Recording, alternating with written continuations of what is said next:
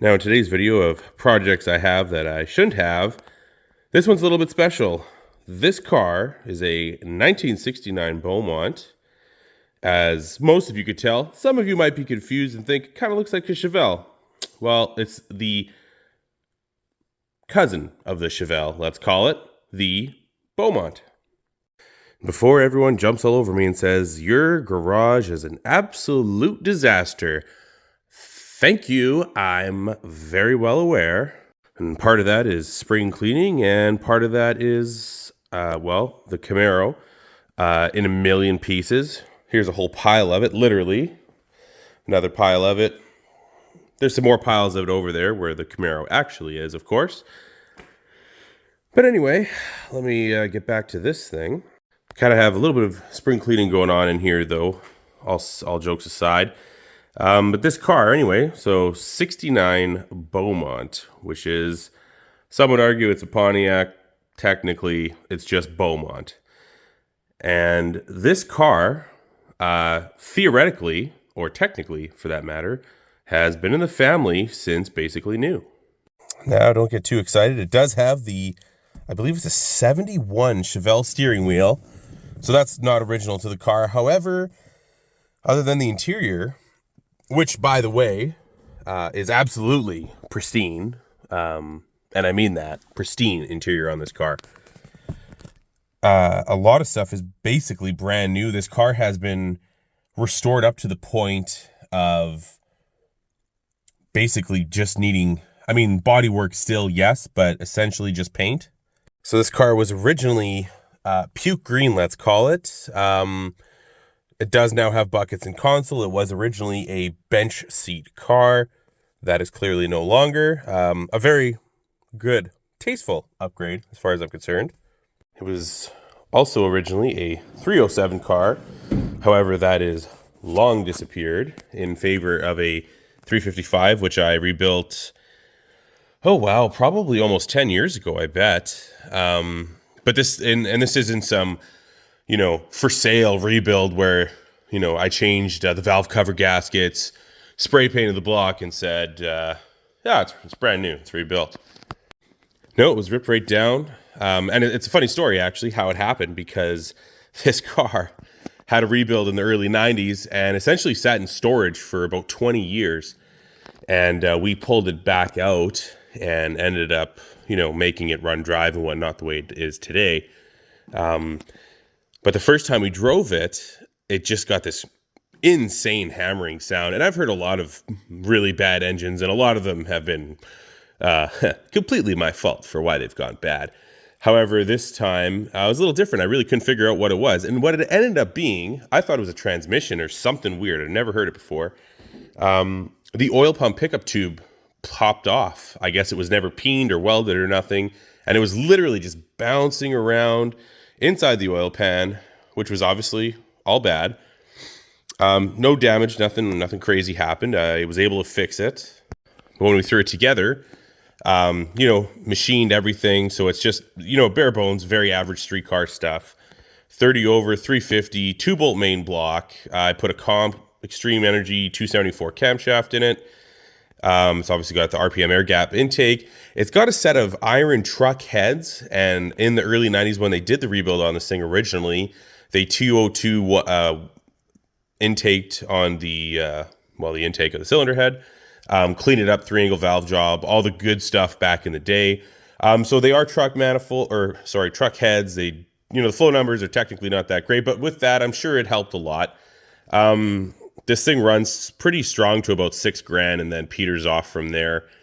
I'm sure it makes all of 350 horsepower-ish, 1 horsepower per cube per se. There's about 1 million dynos out there you could easily back that up with. It does have forged flat top pistons. And the heads were cut 30 thou. The math I come up with is somewhere around 9.6 or 7 to 1 compression with the head gasket that's in there. So again, very pump gas friendly, no problems there. I did add a set of 275 Nittos on here on the Jegs 5-star wheels. Actually, I really like the look of these wheels, and these tires are great. So I've had a lot of cars with the Mickey Thompsons, which is an awesome tire. They hook like no one's business on the street. But basically, it feels like every time I drive it, the tread's like less. It's like I can literally watch the tire disappear. These tires have, geez, probably 3,000 or 4,000 miles on it, and honestly, I don't think the tread's gone down that much. And of course, I haven't been doing burnouts every chance I get, and that's probably going to help. I do drive this thing fairly reasonably, which is a rarity for me because I'm not really known for being too careful with how I drive things. I generally don't care that much because I just figure if it breaks, I'll fix it.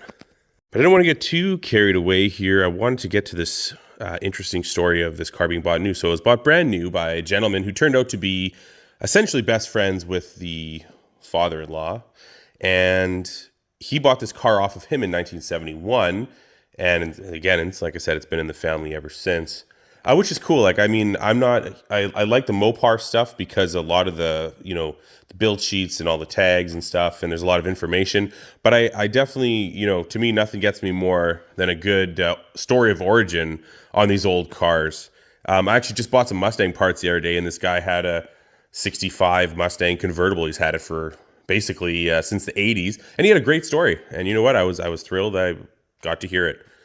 Very interesting stuff. One of the things I do think is really cool is that this car has the day 2 mods per se. I have the old ProTrack 60s that came off of this car. And it's funny because I'll drive anything and they say, oh, your tires dry after a certain amount of years. This might be upside down, but that is 469. So these tires are from 1969.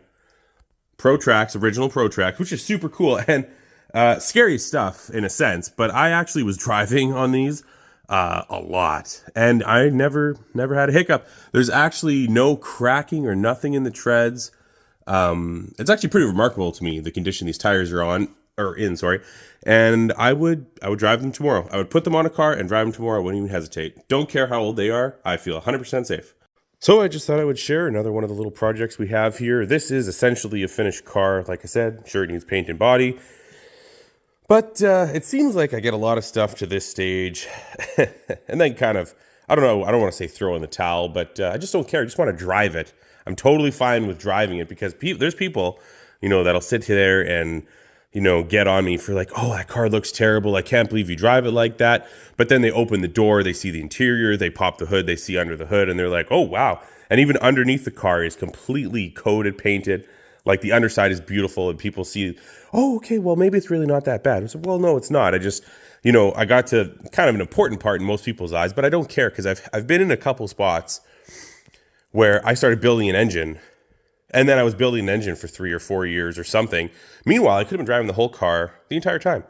But because I wanted to have motor a certain way, whatever, never happened. And I've done that enough times that I tell myself now, you know what? Just get out and drive it. And we could do the rest later. Really? Who cares? We could do the rest later. We got all kinds of time. Well, per se. But if you guys like this video, and especially if you did not, please like, comment, and subscribe. And you know what? What kind of projects do you have? Or what family heirlooms do you have sitting in the garage that Grandpa bought brand new in 1968 or whatever? I know there's got to be some cool stories out there. And you know what? I want to hear them. So let me know in the comments, please.